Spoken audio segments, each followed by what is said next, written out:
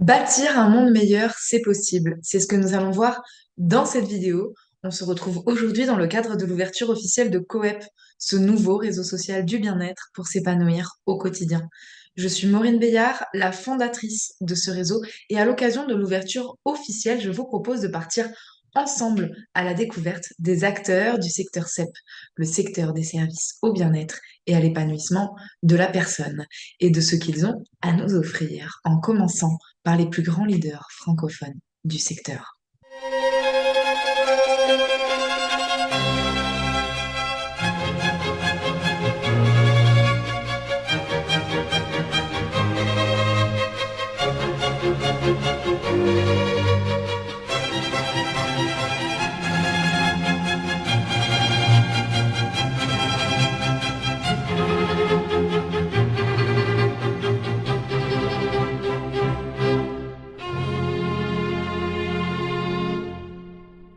Aujourd'hui, j'ai l'immense privilège d'être en la présence d'un des plus grands leaders francophones, pour ne pas dire le numéro un, dans le secteur du coaching, du développement personnel, mais également et surtout de l'entrepreneuriat. Entrepreneur, donc, auteur et mentor de renommée internationale, il a accompagné des dizaines de milliers d'individus et des centaines d'organisations de classe mondiale à maximiser leur potentiel et celui de leur entreprise.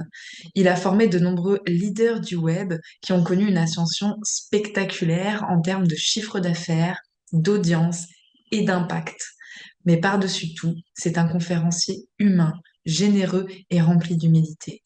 Il œuvre chaque jour pour bâtir un monde meilleur. Vous l'avez reconnu, il s'agit de Martin Latulipe. Bonjour Martin, merci d'avoir accepté mon interview. Allô Maureen, merci beaucoup, ça fait vraiment plaisir d'être ici avec toi aujourd'hui et ta belle communauté. Martin, est-ce que tu peux nous partager, s'il te plaît, quelle a été ta première expérience personnelle dans le secteur du bien-être et du développement personnel? Pourquoi est-ce que tu t'es intéressé à ce secteur? Écoute, moi, c'est un petit livre qui est sûrement juste derrière moi, qui s'appelait Les secrets de la réussite des champions, que j'ai lu à 16 ans. Donc, pour vous faire la petite histoire, moi, je suis un ancien joueur de hockey sur glace et j'avais été retranché d'une équipe à laquelle j'étais prédestiné à appartenir. Donc, tout le monde croyait que j'allais faire l'équipe, mais j'étais retranché. C'était la fin de ma vie, c'était la fin de mon monde. J'avais 16 ans, c'était mon identité. Donc, j'avais l'impression que tout s'écroulait.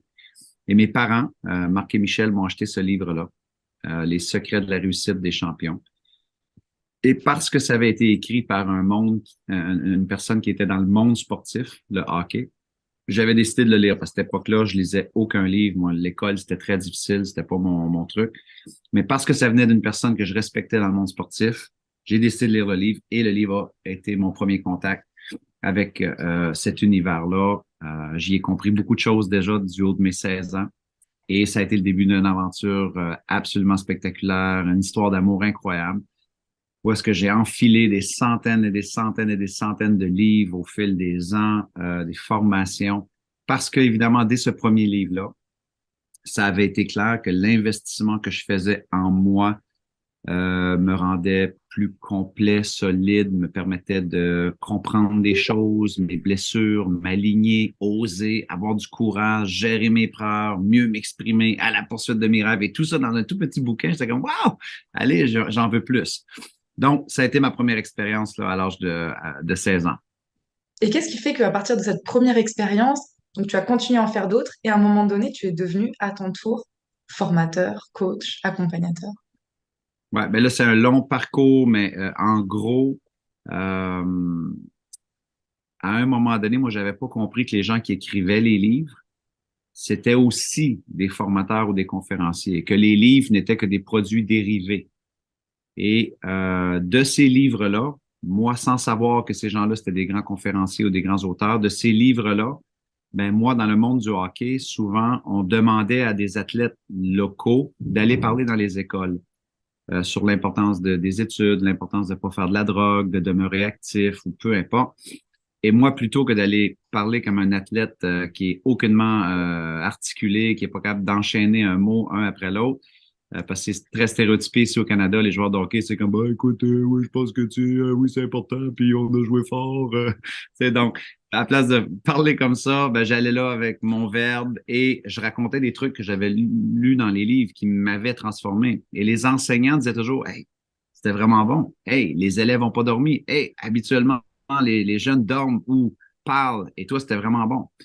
Donc, il y a eu un 6 ans là, d'accumulation de petites présentations dans les écoles bénévolement pour aller aider les jeunes, où je me faisais constamment dire c'est beau, c'est bon, c'était drôle, tu as gardé l'attention, tu as captivé les jeunes, on a eu des bons commentaires, jusqu'à début vingtaine, où là, je comprenne parce qu'un mentor m'avait dit les livres que tu lis, ce sont des conférenciers. Et conférencier, c'est un métier qui est rare, mais c'est un métier. Il y a des gens qui gagnent leur vie avec la parole en public. Et là, pour moi, ça a été un coup de foudre absolument hallucinant parce que moi, je me disais, attends, moi, je fais déjà ça dans des petites écoles gratuitement. C'est un détail. Et deuxièmement, je fais ça dans ma chambre, dans la chambre de hockey, dans l'endroit. Moi, j'étais capitaine, donc j'ai souvent été capitaine de mes équipes de hockey. J'essayais de motiver les troupes, j'essayais d'encourager les gens. Je me disais, c'est ça que je voudrais faire pour le reste de ma vie. Encourager l'humain à exceller, à se développer, à atteindre son plein potentiel. Alors, quand j'ai découvert que ça, c'était un métier potentiel, même si la majorité des gens qui le faisaient avaient 50 ans et plus, et moi, j'en avais 22, un autre détail, je me suis dit, OK, c'est ça mon rêve. Et c'est là qu'au début, vingtaine, je me suis dit, OK, comment je fais pour réaliser ce rêve-là de devenir conférencier immédiatement et formateur? Et j'ai eu la chance d'être accompagné par des mentors incroyables qui m'ont montré comment ajuster mon rêve à la réalité de l'époque. Et c'est là que j'ai commencé à devenir conférencier pour des gamins dans des lycées, des universités. J'ai publié mon premier livre et j'ai fait ça pendant à peu près 4 ans à livrer des conférences partout de façon massive. Et là, rapidement, après avoir gagné de l'expérience, ben là, les sociétés se sont mis à s'intéresser à mon style. Plus un peu jeune, passionnant, mon regard sur le monde. Et là, j'ai commencé à exploser dans les sociétés et fait des conférences un peu partout dans le monde, dans les grandes compagnies. Et maintenant, ça fait 21 ans de cela, là. De passionné à toi-même conférencier, tu es aujourd'hui formateur et tu accompagnes les conférenciers à réaliser ce que tu as réalisé avant. Qu'est-ce qui s'est passé dans ce parcours pour qu'à un moment donné, tu deviennes toi-même formateur? Euh, ben, c'est sûr que je te dirais de 2001 à 2010, j'étais conférencier, donc j'étais conférencier et auteur. Et je veux dire, je vivais mon rêve. Ok, donc, je voyageais partout dans le monde, je vendais mes livres, je faisais des conférences, on m'applaudissait, on me donnait un chèque, je retournais chez moi. C'était comme la vie de rêve. Et à un moment donné, il y a eu beaucoup de gens qui se sont mis à me questionner sur comment je m'étais lancé. Parce que pour ceux qui connaissent pas là, le monde des conférenciers, habituellement, tu deviens conférencier, on va dire, quand tu as escaladé le mont Everest, quand tu as remporté des médailles olympiques, quand tu as été un politicien renommé, tu sais, quand tu as de l'expérience ou quand tu as accompli des choses fantastiques. Et c'est rare qu'on devienne conférencier à 22 ans quand on n'a rien à dire, rien à raconter, pas d'expérience, pas un sou en poche et qu'on vit sous le seuil de la pauvreté. Donc, les gens, étaient très curieux de comment je m'étais lancé en partant de zéro pour atteindre, on va dire, les niveaux que j'avais atteints. Comment j'avais fait pour publier des livres en étant complètement inconnu pour devenir des best-sellers. Et là, je me suis mis à voir que cette question-là était une demande dans le marché, que les gens voulaient, en fait, euh, apprendre ce métier-là qui était en croissance, en fait. C'est là, maintenant, c'est très connu. Il y a des gens qui peuvent devenir coach, peuvent devenir conférencier, auteur, mais à l'époque, en 2001, je peux compter sur les deux doigts d'une main le nombre de personnes qui faisaient ça, et encore plus une personne de 22 ans. Qu'est-ce Mais qui en fait, deux, selon toi, qu'il y en a de plus en plus aujourd'hui? ben c'est ça, c'est que maintenant, il y a plein de gens qui comprennent que c'est un vrai modèle d'affaires d'être capable d'enseigner son savoir, ses compétences, des résultats qu'on a obtenus. Donc, c'est vraiment l'économie du savoir. À l'époque, les seules personnes qui avaient le savoir, c'était soit les grandes universités si on a fait des grandes études, ou soit les journaux. C'est eux autres qui prodiguaient la vérité. À partir du moment où on nous a mis ça dans les poches et qu'on a compris qu'on pouvait tourner une caméra et enseigner comment moi j'avais vécu ma dépression, enseigner comment moi je m'étais lancé en affaires, enseigner comment moi j'avais fait des erreurs et que le peuple disait, Oh my God, je me suis reconnu dans ton enseignement. À l'époque, si tu voulais avoir accès au savoir, il fallait que tu sois abonné au journal, fallait. Et encore une fois, c'était pas nécessairement objectif comme information, c'était très subjectif. À partir du moment où le peuple a eu ça dans les poches et qu'on a pu découvrir qu'on pouvait faire notre propre Internet et devenir notre propre média, ben, il y a eu une économie qui a été créée. Alors ça l'explique aussi l'essor de des gens qui ont des trucs à dire, des trucs à enseigner, qui ont acquis des compétences, qui ont eu une expérience de vie et qui disent, moi, je vais partager cela. Parce que c'est des nouveaux modes d'enseignement. On peut le critiquer, on peut le juger, c'est en train de se produire de toute façon. Donc, c'est Mm. comme dans n'importe quoi. Il y a des gens qui résistent le changement, mais il y en a d'autres qui, face au changement, se bâtissent un moulin à vent pour propulser. Il y en a d'autres qui, face au changement, bâtissent des murs autour d'eux, résistent, critiquent, lancent la pierre. Ça se passe de toute façon, cette économie-là. Donc, il y a eu un essor et c'est là que moi, je suis devenu plus formateur pour dire, OK, attends, je vais créer, si j'avais à créer une école où on va enseigner avec éthique, bienveillance, avec vraiment la vérité sur comment j'en ai bavé pour monter ce business-là, comment je ferais si je devais repartir de zéro pour me positionner, pour faire mon marketing, pour développer mon sujet, pour vendre mes services, pour... Donc, c'est de là qu'est née l'Académie Zéro Limite. Et maintenant, ben, la première édition est en 2012. Maintenant, on a des clients dans 73 pays à travers le monde. C'est selon moi, l'école numéro un là, en francophonie mondiale. On a formé des milliers et des milliers de personnes, dont les plus grands web entrepreneurs francophones qu'on voit, qui ont publié des livres best-sellers, remplissent des salles. Ils sont passés à l'Académie Zéro Limite. Tu parles des formateurs qui ont changé. Maintenant, on a plus de choix aussi au niveau des formateurs, mais en tant qu'étudiant, tu parlais des étudiants qui s'endorment dans les salles de classe. Aujourd'hui, on a aussi le choix de notre professeur. On peut aller à l'école, on peut avoir des formations académiques, mais on a Ouais. aussi la possibilité d'acheter des formations ou de bénéficier des formations en ligne et de choisir son formateur. Martin, aujourd'hui, quelle est ta spécialité? Si tu devais définir vraiment ton domaine d'expertise propre, comment est-ce que tu le définirais? Écoute, c'est tellement de choses, Maureen, c'est-à-dire, c'est tellement, tellement de choses. La semaine passée, à la blague, j'étais avec des clients, justement, la semaine passée, avec une trentaine d'entrepreneurs qui viennent de partout au monde et ils s'amusaient à la blague à m'appeler docteur La Tulipe parce qu'ils disent que je suis un chirurgien entrepreneurial. Ça veut dire, ça fait 22 ans que je suis dans le business. Les plus grandes sociétés au monde m'ont confié des mandats pour des stratégies de service à la clientèle, de marketing, de développement d'affaires, de culture d'entreprise. Et ça fait maintenant 10 ans que j'ai la tête littéralement dans le web entrepreneurial, le marketing, l'acquisition, la conversion, la puissance du message. J'en ai tellement vu que j'aime de croire que maintenant, c'est plus la précision entrepreneuriale. Donc, accompagner ces entrepreneurs-là qui ont de grandes ambitions, qui font bien, mais qui sont éparpillés un peu partout et ne savent plus c'est quoi leur prochaine bonne action. Ils sont brûlés, ils sont fatigués parce qu'ils sont éparpillés partout. Et d'avoir quelqu'un qui peut peut-être juste les réaligner ou faire la bonne intervention chirurgicale pour dire voici exactement ce que tu pourrais faire pour réaligner ton business ou passer à ton prochain niveau de succès. J'ai l'impression que c'est beaucoup devenu ça, mon expertise précise, quoique encore une fois, tu sais, je fais encore des interventions dans les grandes sociétés en performance, en psychologie de la performance. Je fais encore du développement personnel où est-ce que j'aime d'enseigner tout ce qui se passe au niveau de la psychologie, la gestion des émotions, régulation des émotions. Donc, ouais, c'est ça. Martin là-dessus, c'est pas juste une couleur, c'est un hybride de beaucoup de choses, mais je dirais que l'entrepreneuriat et les interventions de précision chirurgicale pour passer à un autre niveau, réaligner un entrepreneur, c'est devenu vraiment mon expertise au fil des ans.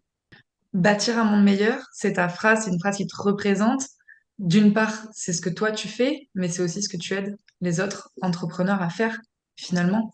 Aujourd'hui, ceux et celles qui nous écoutent, qui écoutent cette interview et qui ont cet élan de contribuer aussi à un monde meilleur, peut-être parce qu'ils offrent eux-mêmes leur service en tant que coach, en tant que conférencier, comment est-ce qu'ils peuvent accéder à tes services? Oui, en fait, un monde meilleur, c'est lié vraiment à cette idée-là, c'est la mission de notre entreprise. Donc, la mission de mon entreprise, moi, c'est meilleur humain, meilleur demain. Donc, si les gens disent qu'est-ce que vous faites dans votre entreprise, meilleur humain, meilleur demain. On est convaincu qu'en devenant des meilleurs humains, on bâtit un meilleur demain. Et qu'en s'investissant à devenir des meilleurs humains, on va inspirer d'autres humains aussi à eux aussi bâtir leur meilleur demain. Donc, c'est vraiment la devise de notre entreprise. Maintenant, oui, comme tu as mentionné, pour travailler avec nous, donc il y a un canal en fait dans lequel les gens peuvent entrer, qui est l'Académie Zéro Limite, qui est notre produit phare, euh, où on accueille des milliers de personnes à chaque année, et aussi le Cercle d'Excellence VIP, mais ça, c'est vraiment réservé à un tout petit groupe avec lequel il y a un processus de sélection et ainsi de suite. Mais la majorité de ce que je fais est offert gratuitement quand même sur Internet. J'ai des vidéos YouTube, Instagram, TikTok, des trucs comme ça, Facebook. Donc, les gens qui veulent quand même aller voir un peu c'est quoi, avoir un échantillon, eh bien, ils peuvent le voir sur les réseaux sociaux et ils vont retrouver de cette mission-là, tu comprends? Parce que moi, je trouve que le développement personnel, c'est bien. On a fait un beau boulot à amener les gens à travailler sur eux-mêmes, mais j'ai aussi cette opinion-là que les années du moi, où on a fait la sculpture du soi une obsession, j'ai aussi l'impression que ça a été fait au détriment du nous. On regarde les indicateurs psychologiques dans la société, les troubles d'anxiété, la dépression, le burn-out, la perte de sens, la grande dépression, les taux de décrochage, euh, l'augmentation des traits narcissiques au niveau des plus jeunes générations. Est-ce qu'on a fait un bon boulot en tant que société? Est-ce qu'on est encore connecté? Est-ce qu'on a gardé le nous au centre de notre démarche? Moi, je crois que non. Je crois qu'on a un examen de conscience à faire. Il faut revenir à ce que Erickson appelait la générativité, de cet élément-là où est-ce qu'on passe de l'idée de qui suis-je à qu'est-ce que j'ai fait? Comme est-ce que je fais ma différence? Est-ce que je fais mon impact? Est-ce que j'aide mon prochain?